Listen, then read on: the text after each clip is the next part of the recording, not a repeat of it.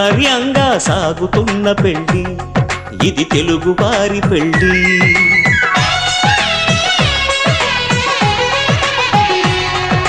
తెలుగువారి పెళ్లి ఇలవైకుంఠమే మళ్ళీ, సంప్రదాయమే సౌందర్యంగా సాగుతున్న పెళ్లి ఇది తెలుగువారి పెళ్లి.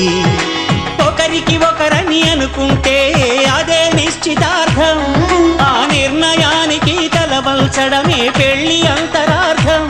శతమానం భవతి అంటుంది శ్రావణ మాసం, శ్రావణ మాసం, శ్రావణ మాసం.